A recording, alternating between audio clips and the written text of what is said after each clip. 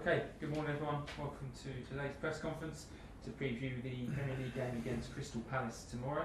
If you'd like to ask a question, please do use the raise hand function on Zoom and we'll try and get round to as many as we can. We'll do it in two sections. We'll start with the broadcast and Kai from Sky Sports News. Kai. First of all, I just wanted to ask you about the news that quite a few clubs are now boycotting social media because of the amount of abuse that their players are getting. Do you think that this is something that Chelsea should be considering doing? I'm not sure if I have a clear opinion about if we as a club should do it. I think this is not my job to recommend, but we clearly support, and I clearly support any actions against abuse on social media and on a daily matter. There's no question and no doubt about it, but I trust our club to take the measures that are needed, and this is everything I have to say.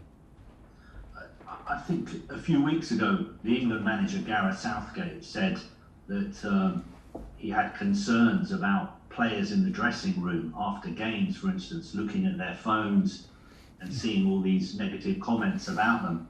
Is that something that you, as a manager, have to deal with? Is it a concern of yours that the effect this could be having on your players? In the end, it becomes a concern because it affects anybody. I think that nobody can not be affected by any comments, even if they're in a newspaper or if they are in a talk or if they are on social media. And social media gives people a huge stage to give comments without a name behind it, without a name, without an identity, without an address behind it. So it opens the door to abuse. It opens also the door to positive comments, of course, but you are affected by it. And that's why I try to totally avoid it, because I believe that you cannot not be affected by it. And I think that we underestimate the effect that it has on us and the time that we spend on social media. And I'm clearly not the biggest fan. I'm not a follower at all. And in the end it becomes a concern for our society, not only for our players, because it has an influence if we want it or not. I want to ask you about Crystal Palace. Obviously, Roy Hodgson has had such a long career, and he's probably one of the most respected English coaches around the world. How much do you know about him and the way his teams play? Well, I met him personally once during a meeting here in London some years ago. I met a gentleman, a very experienced coach who was open enough to share his experience in coaching. And you can see it in his in the way that his teams play. They play calm. They play experienced. They play very, very solid, good, organized. And Crystal is a very physical team and has two key players up front, of which we need to absolutely be aware of and take care about. But it's a pleasure to be at the sideline and with Roy Hodgson on the other side, in the other dugout, and it's a pleasure and means a lot to me. And we will do everything to beat him tomorrow, but we expect a tough away game. I'm not sure how many English players you worked with before you came to Chelsea. I just wondered what you'd made of the quality of English players in the Premier League since you've been here, especially, for instance, players like Mason Mount and Ben Chilwell. Well, there I need to talk I can only talk about the players that are in my squad, and I'm very happy with the guys. We have a lot of players from the academy, but also like Chile who came from Leicester, of course, and other players. But it's a pleasure to work with them. I experienced them with excellent work ethic towards training and towards competition and towards games. They absolutely adapted over years to a physical approach of the game. They are very good competitors. They are well educated with a high quality. This is what I experience here. So it's a pleasure to have them in the team, and this is important to have also English players around to not lose the identity, because we play in England in Premier League, and I'm very happy to have them, and I feel them hungry to learn and curious every day. Like I said, they have a good mentality. A lot of them are very young still, and they still have a way to go, but they have the package that it needs to have a long career in this club. And just a final question from me. I think Tammy Abraham is the leading scorer at the club this season. Now that he's fit, do you think he will get more opportunities to play, especially because he still has hopes of getting in the England squad for the Euros? Yeah, but so. Yes and no. No, just for the fact that we have I cannot do my decision based on the personal goals for the players. Kepa has also the personal goal to play for Spain, and this is good that they have these goals, but this can never influence my decisions. I'm the coach for Chelsea. I have to do what's good for us and what I believe is best for us. Tammy had a bit of a rough time because he started, I think, twice or three times and was twice substituted for tactical reasons, for tactical changes at halftime. So he could not have the impact that he demands from him and that we wish from him and that he can clearly give for us. Then he was injured and he lost a bit the connection and the possibility to fight for his place in the squad. The squad played very well without him. We had a lot of results without him, and now suddenly we enter in the decisive part of the season, where it's not so easy to bring players who were injured into the shape or to let them play. We have only 3 changes, which is a big thing and is a big handicap. Because 3 changes mean most of the time that you only have 2 changes, because the last one is one you don't want to lose too early. So the circumstances are not easy, but like I always say, this is on Tammy to do everything that it's not possible to let him out. But we have a full squad now. We have 22 players on the training pitch. It's very, very hard to select the 18 players for Premier League matches, and like I said, we can only change 3 times. But in the offensive position, it is always possible to have a huge impact in only some minutes. This is very different, for example, to the situation of Kepa, and nothing has changed. We demand a lot of Tammy, he demands a lot of himself, and he's using every minute to convince us that he needs to be on the pitch, and from there we go on, and every 3 days is a match, so hopefully he stays fit and will play a key role in the end of the season. James at TalkSport. Thomas, it was a tough night for Kai and Timo in Spain on Wednesday night, but will you continue to give them opportunities to get things right and prove how good they are as players? Because I don't think there's any doubting of how good they are. Look at the games Porto played in Champions League. If you can show me any nice, fluid and pretty game of any opponent of them, we can talk again. I did not find it. They make your life very, very tough, very, very tough. This is they went through group stage with 13 points. You can ask in Turin how easy it was to play against them. They make your life hard, and especially for the offensive players.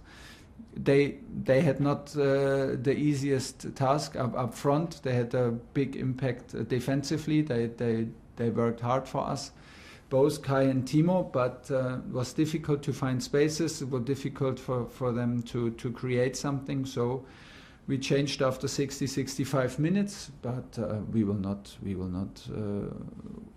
lose faith and we will not lose trust. We can accept that sometimes it's hard to have a big impact. So you have to be maybe in both of them. Maybe Timo misses a bit like his confidence in his finishing, but Kai, I feel Kyle very self-confident and no bigger concerns. It was just for this game that we tried to change the momentum up front.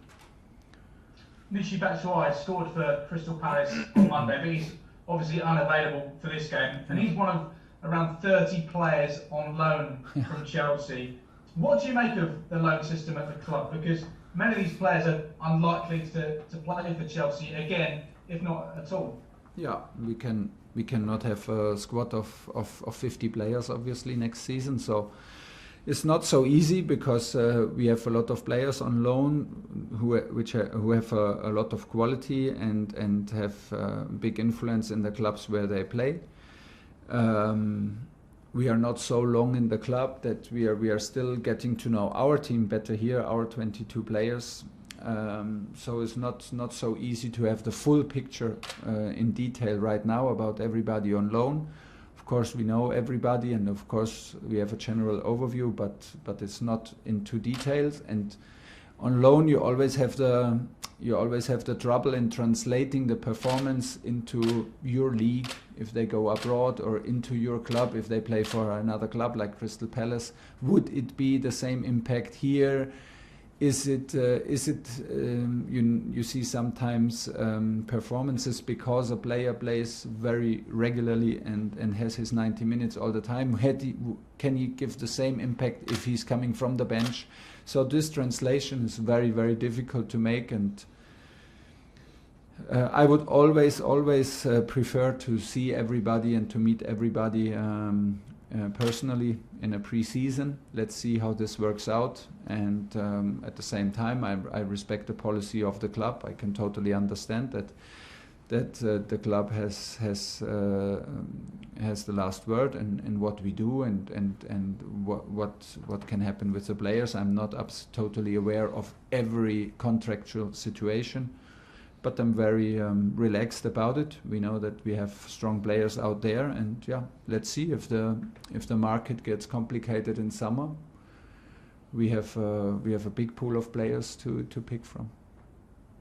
And just finally from me, Thomas, Roy Hodgson is 73 years old and still going strong as a Premier League manager. Do you think that you'll still be in football management when you enter your 70s? I don't know. I will not say no. I mean, if right now I just feel it again and again that this is a big part of my personality to be in football and to work in football and to be on the pitch and to be around, to be part of a staff and be part of a team. If it stays like this, I think it's not a matter of age. It's a matter of energy. It's a matter of how much energy you can still give, how much energy it gives you. So if you are fit, it's not a matter of age. Like I said, I'm proud to be at the sideline with him. He's a big personality, a great character, very, very absolute gentleman when I first met him. Very, very kind and respectful, and has a big career. So it's a big challenge to be at the sideline with him, and can only repeat, it's not a matter of age, it's a matter of energy and quality. Okay, I've got time for two more. Chris at PLP and then Nizar to finish. Chris. Thomas, good afternoon. Just a couple from me. First of all, what has the last week taught you about your players that maybe you didn't know already? I think of the West Brom performance that you didn't see coming, and then the way you came back in the second half, maybe against Porto in midweek. Did you learn about your squad more in the last week? Yeah, of course, because we learn. It's my job to learn every day and to learn from every game, especially, and from every situation that we have to face. I don't have the big conclusion after the two games and the up and down, the down and up we had in terms of results. But of course, it's important to share experiences, and this is important for me to make my experiences with the team, and to share them. So it was the first time that we lost, and was a big loss and an unexpected loss in a kind of a weird game. And so we had a lot of positive results and experiences together, and it was important for us to adapt to this situation and to react on it. And I could feel the reaction, even though it was not like obvious, like the best match that we ever made together. Of course not, but maybe it's also not possible given the circumstances of a quarter final in Champions League, and accepting the difficulty that Porto can cause to any team in Europe. But I felt the reaction clearly after the game. I felt the reaction in training before the game, and I could feel that we want to have immediate bounce back. And I'm very happy that we could make it happen, that we could escape again with a clean sheet. We were a bit lucky in some situations in the game, but that was also necessary. And like I said, it's also important for us now that we went through this and hopefully can start a winning streak again. And given how close the race for the top four in the Premier League is, and the pressure is on now at this time of the season, what characteristics will the teams who want to finish in the top four have to have between now and the end of the season? I think it's for us very important that we are fully focused on every challenge that we have, that we forget the games and results we had, and go and accept every new challenge and embrace every new challenge, and from right from the start. It will not gives us no advantage that we have a 2-0 lead now against Porto when we play against Crystal Palace, and to start over and over again in the end of the season. This is the challenge, and to be fully focused, but this can give you a huge boost also in self-confidence, because you don't have to. Tomorrow is not the day to fulfill all our obstacles and to reach all our all our goals. Tomorrow is only 90 minutes, so you just have to focus for 90 minutes. We don't have to think about Tuesday and then about the fixture against Manchester City. The same thing. We do it step by step, and we can rely that we are fully fit. We have full fitness. We arrive without big injuries, and hopefully it stays like this. And this should give us self-confidence, and the fact that we are able to defend as a team, and that we can always rely on a solidarity and a strong bond on the pitch, and the hard defensive work. Hopefully gives us a big amount of self-confidence to go through all these steps, even when difficulties arrive. And of course, there are teams waiting for us who play a little bit less, like West Brom during the international break. They had the chance to prepare better than we have had. Like Crystal Palace, maybe they had some hours more sleep than we had in the last days. But we need to accept it and rely on ourselves. But this is the main target, is to find a good balance between recovery, between training, and then to be focused on point and to take it step by step. Last question is on. Hi Thomas. Hi. You said a little bit after the last game, you mentioned that Pulisic is coming into a good moment, Christian, and you know, last season he scored 7 goals in 11 for Chelsea. He was in really good form, scoring goals and stuff like that. Do you think he can replicate that form for you, and how much is his fitness important in you know, helping him replicate that? I think for Christian, fitness is always important, and especially for Christian, because he has this huge physical impact for us in amount of sprints and amount of intensity that he can give to a team on highest level. This is one of his biggest strengths, and the other thing is that he needs to feel confident, and he needs to feel calm mentally, and then he can be a huge weapon for us. He scored in the last game against West Brom. Unfortunately, the overall game and his need to go off the pitch at half time clouded the goal and the impact that he could have had with that goal. But now again, he was very close to score. He had a huge impact from the bench, and we have to take care about him, that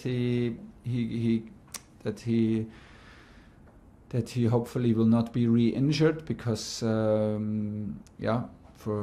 I feel him stronger and stronger. I feel him more and more self-confident and can be a decisive factor in the next game with his speed, with his ability to dribble, and with his ability to arrive in the box in dangerous situations, and from balls from the side and crosses. He has normally the feeling to arrive and to score. So hopefully he can have that impact, and it's our job to push him there and to calm his mind, that he feels the trust and he feels confident. Okay, that's the end of the TV